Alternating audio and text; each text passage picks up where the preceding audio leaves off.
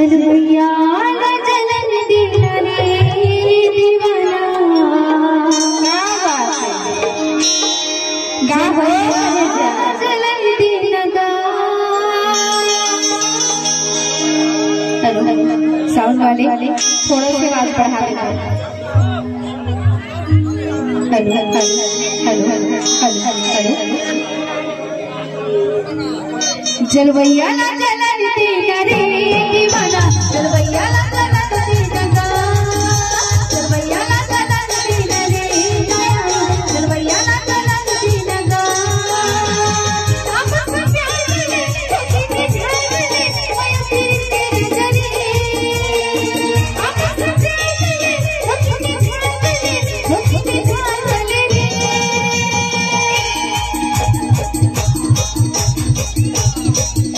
जलवैया जलन दिला रे जलवैया जलन दिला गा। खैया देखन दिला रे दीवाना। जलवैया जलन दिला गा।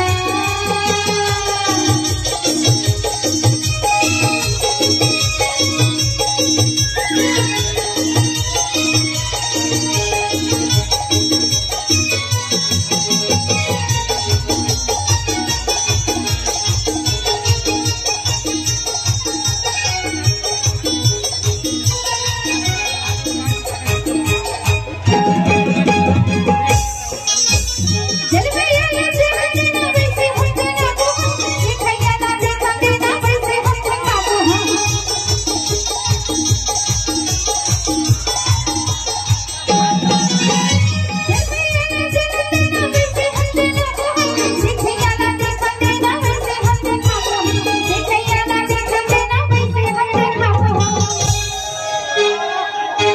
कस बाबा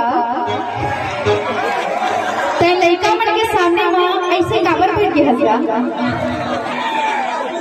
मार एकदम आगे सो बैठ के हंस। बैठे रहा दे वो जीव जुड़ा है ना। सही बात है शिल्पा।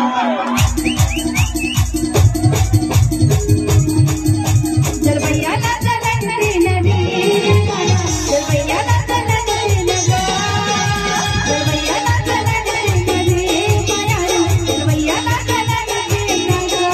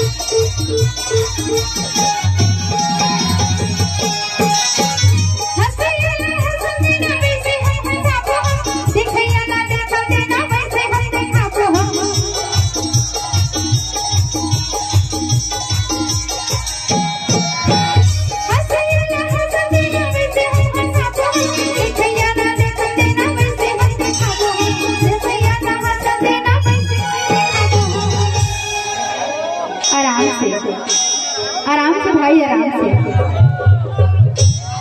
सुन शिल्पा। इतिहादी ए बाबा भारी स्मार्ट दिखत है ना। भले सावना करिया है लेकिन वो सेना। हाँ एला बाबा झन समझ कैसे काबर बता। हाँ का हो जवान है कैसे तन है जवान तन है बूढ़ा थे मन है नहीं बूढ़ावा। सही बात है ना। सही बात है ना। बूढ़े भी इश्क करते हैं। बूढ़े भी इश्क करते हैं लेकिन इन पे मस्त को शक नहीं करते। और एक और बात बोलना चाहूँ एला बूढ़ा मत समझ। हाँ काबर बताओ कैसे। ये उम्र के हर मोड़ पर अपनी ब्रेक लेते हैं। ये उम्र के हर मोड़ पर अपनी ब्रेक लेते हैं। और नौजवान जो नहीं देख सकते वो ये बूढ़े देख लेते हैं। रंभा जी ऐसे उम्र के हर मोड़ पर ये अपनी ब्रेक लेते हैं। और जो नौजवान नहीं देख सकते ये बूढ़े देख लेते हैं। और और जरूरत पड़ने पर ना ये दूसरे के तवे में भी अपनी रोटी सेक लेते हैं। ऐसे सुनना शिल्पा तय कर जीव जलावत हस ये सोना है थी थोड़ा ना कर दिल देख लेकर बता दे तभी तो बबन के था क्या कहते हैं देख ले था चेहरा लगा मार जथे जीवरा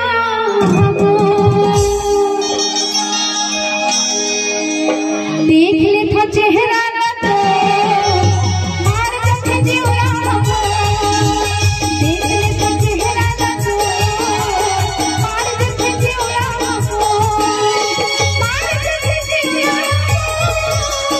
मार जथे जीवरा मार जथे जीवरा मार जथे जीवरा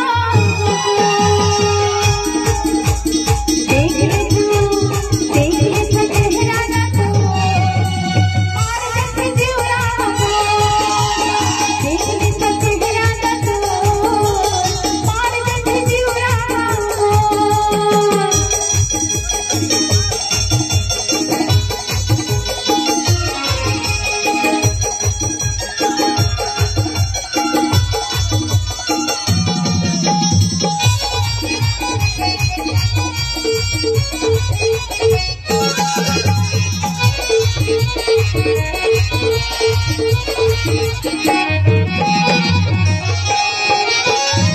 चढ़ती मोर जवानी बढ़िया बोली मातोर नखरा जब तेरे तो पानी में कपट जाता पथरा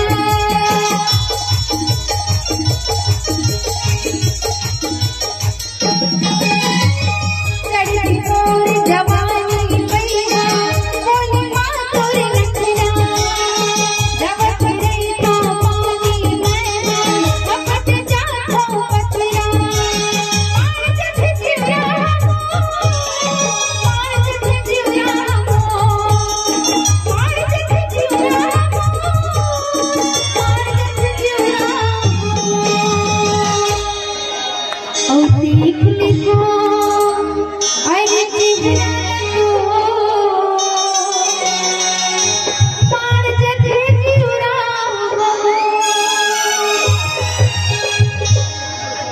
कैसे झटपटावत हस मान ले रसगुल्ले समझा कागा जरा मैं झपट के खा लो ठंडा लगत है देख ले था चेहरा